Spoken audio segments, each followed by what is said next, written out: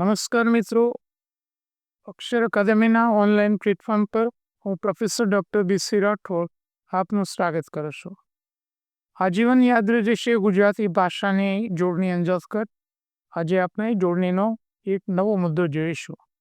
પણ એ મુદ્દો જોઈએ પહેલાં આપ સર્વેને એક વિનંતી છે કે અમારી ચેનલના આ જે વિડીયો છે એ વિડીયો આપ જુઓ છો એ અમારા માટે એક પ્રોત્સાહક ચાલક બળ પૂરું પાડે છે. અક્ષર અકાદમી ઓનલાઈન માધ્યમથી ગુજરાતના વિદ્યાર્થીઓને પરીક્ષાલક્ષી ફ્રી માહિતી પૂરી પાડે છે. તો અમારા આ જે વિડીયો છે એ વિડીયોને તમે મેક્સિમમ માત્રામાં બીજા વિદ્યાર્થીઓને શેર કરો, જેથી કરીને અક્ષર અકાદમીના જે ફ્રી વિડીયો છે એ વિશેની એમને માહિતી મળી રહે. જોઈએ આજનો જે મુદ્દો છે તેના વિશે જોઈએ. હા, ટાઇટલ પેજ ઉપર આપણે જે શબ્દો લખ્યા છે એમાં હુંડિયામણ, આ રસ્વ ઉ કે હુંડિયામણ, આ દીર્ઘ ઉ, બેમાંથી કયો શબ્દ સાચો છે તે, અને મૂંઝવણ અને ગૂંચવાડો આ શબ્દો કેમ ખોટા છે એની સમજ આજનો આ વિડીયો આપ જોશો એટલે આપને આવી જશે. જોઈએ વિગતો. હા મિત્રો, આજનો આ વિડીયો જોઈએ પહેલાં આ વિડીયો છે એનો અનુસંધાનનો એક વિડીયો આપણે અગાઉ જોઈ રહ્યા છે. તેની વિગત આપને થોડીક યાદ અપાવી દો. 4 કે તેથી વધુ અક્ષરના શબ્દોમાં પ્રથમ અક્ષરમાં મોટે ભાગે રસ્વ ઉ હોય છે. જોડણીનો એક આ નિયમ છે. 4 કે તેથી વધુ અક્ષરના શબ્દોમાં પ્રથમ અક્ષરમાં મોટે ભાગે રસ્વ ઉ હોય છે. એક ઉદાહરણ આપીને તમને સમજાવું. દાખલા તરીકે ભૂલ ભૂલામણી. તો આ જે ભૂ છે એ રસ્વ ઉ છે. આ વિડીયો આપણે અગાઉ જોઈ ગયા છે. આ વિડીયો જુઓ એટલે એ વિડીયો એક વખત જોઈ લેવાનો. નિયમ શું છે? 4 કે વધુ અક્ષરના શબ્દોમાં પ્રથમ અક્ષરમાં રસ્વ ઉ હોય છે, પરંતુ આ ધ્યાનમાં રાખો, જો પ્રથમ અક્ષરમાં અનુસ્વાર હોય તો એમાં મોટે ભાગે શું હશે? દીર્ઘ ઉ.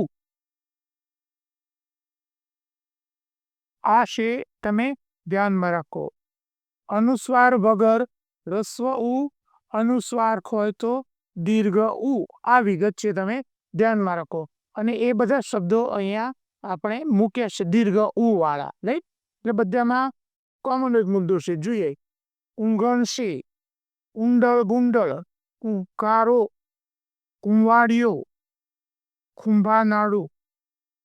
બીજા જે શબ્દો છે કુંદતલ, કુંગળામણ, ગુંચવણ, રાઈટ? ગુંચળિયાળો, ગુંચવાડો. હવે તમને આ જોડણી સમજાઈ ગઈ હશે.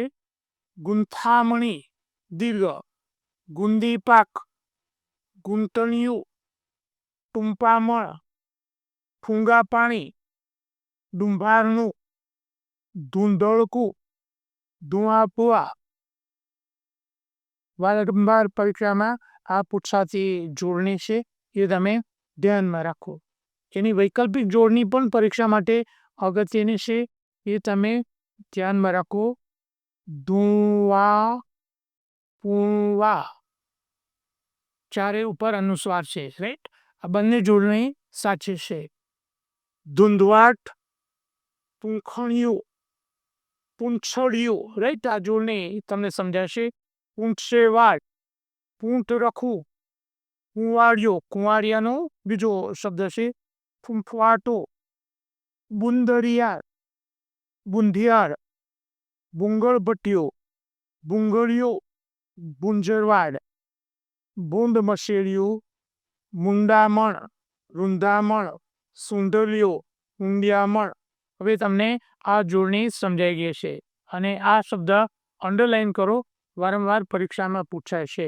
ઊંચી ગોળો, રાઈટ? એમાં પણ દીર્ઘ ઉ છે, એ તમે ધ્યાનમાં રાખો.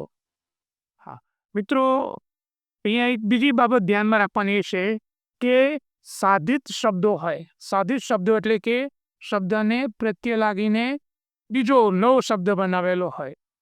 સંધિથી બનેલો શબ્દ હોય. બે શબ્દોમાં સંધિથી કોઈ નવો શબ્દ બન્યો હોય, અથવા બે શબ્દો ભેગા થઈને સમાસ બને હોય, તો એમાં જે જોડણી છે એ મૂળ શબ્દ પ્રમાણે જોડણી એમાં આવે છે. એટલે એ વસ્તુ તમારે ધ્યાનમાં રાખવાનું. એટલે અહીંયા જે શબ્દો છે એમાં અનુસ્વાર છે, છતાં દીર્ઘ ઉ નથી, પણ રસ્વ ઉ છે. એના કારણો અહીંયા ઉપર આવેલા છે.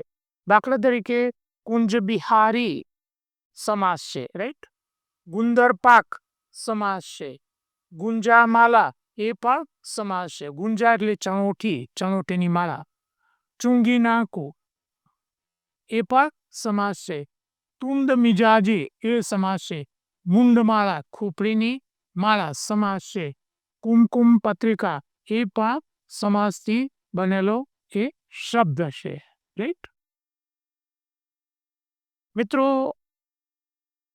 પીએસઆઈ માટે મેથ્સ રીઝનિંગ અને ભાષા કૌશલ્ય, કોન્સ્ટેબલ માટે મેથ્સ રીઝનિંગની એક નવી બેચ અકાદમી દ્વારા 2/1/2025થી શરૂ થઈ રહી છે. સમય 10 થી 12 વાગ્યાનો છે. મેથ્સ અને રીઝનિંગ માટેની અમારી જે ફેકલ્ટી છે, જોયેલ પરીખ, ગુજરાતી અને અંગ્રેજી ભાષા કૌશલ્ય બંને ટોપિક્સ હું પોતે ભણાવીશ. 2001થી આ વિષય હું વિદ્યાર્થીઓને શીખવું છું. થોડાક સમય પછી તમારી જે રિટર્ન ટેસ્ટ થશે એના માટે આ ખૂબ જ ઉપયોગી એવી બેચ છે. પીએસઆઈ માટે તો 100 માર્ક્સનું મેથ્સ રીઝનિંગ અને 100 માર્ક્સનું ગુજરાતી અંગ્રેજી એ તમારા માટે ખૂબ જ મહત્ત્વનું છે. તમારું રિઝલ્ટ સુધારવા માટે અમારી આ બેચમાં તમે જોડાઓ. જોડાવા માટે આપેલ નંબર ઉપર તમે સંપર્ક કરી શકો છો. વોટ્સઅપ મેસેજ કે અકાદમીનો રૂબરૂ સંપર્ક આપ કરી શકો છો. ગુજરાતી વ્યાકરણ અંગેના અમારા જે પુસ્તકો છે એમાં ગુજરાતી ભાષાનો શબ્દ વૈભવ અને ગુજરાતી વ્યાકરણ પરિચય, ગુજરાતમાં લેવાતી કોઈપણ પરીક્ષા માટે આ બે પુસ્તકો એ પાયાના અને અગત્યના છે. એના વગર ગુજરાતી ભાષાની તૈયારી, વ્યાકરણની તૈયારી અધૂરી ગણાય. જોડણી અંગેનું મારું એક પુસ્તક છે, ગુજરાતી ભાષાની જોડણી, અને આ બધા જ પ્રશ્નો એમસીક્યુ સ્વરૂપે અમે આ પુસ્તકમાં મૂક્યા છે. ગુજરાતી વ્યાકરણ એમસીક્યુ. આ પુસ્તકો અકાદમી ઉપર 30% કમિશનથી એનું વેચાણ ચાલુ છે. અમારી 2 ટેલિગ્રામ ચેનલ છે, બીસી રાઠોડ કરંટ અફેર્સ, કે જેમાં રોજે રોજનું કરંટ અફેર્સ, માસિક કરંટ અફેર્સ એમાં મૂકવામાં આવે છે. દિવસની 10 થી 15 જેટલી પોસ્ટ મૂકવામાં આવે છે.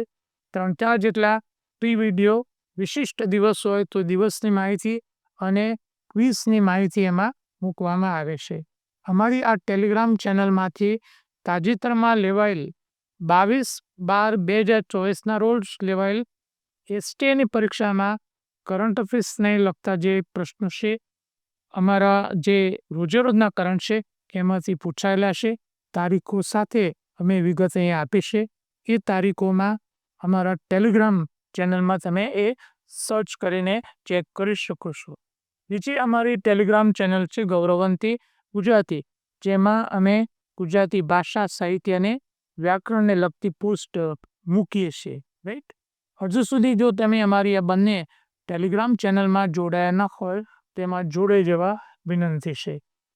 વધુમાં અમે અમારું મેટર ઇન્સ્ટાગ્રામ અને ટ્વિટર ઉપર શેર કરીએ છીએ, તો અમને આ બંને પ્લેટફોર્મ પર ફોલો કરવા વિનંતી છે. વધુમાં આજનો આ વિડીયો આપને પસંદ આવ્યો હોય તો લાઈક કરીને શેર કરવાનું ભૂલતા નહીં. અને હજુ સુધી જો તમે અમારી ચેનલને સબસ્ક્રાઈબ કરી નથી તો અમારી યુટ્યુબ ચેનલને સબસ્ક્રાઈબ કરી દેશો, અને હા, બેલ આઇકોનને ચાલુ કરવાનું ભૂલતા નહીં.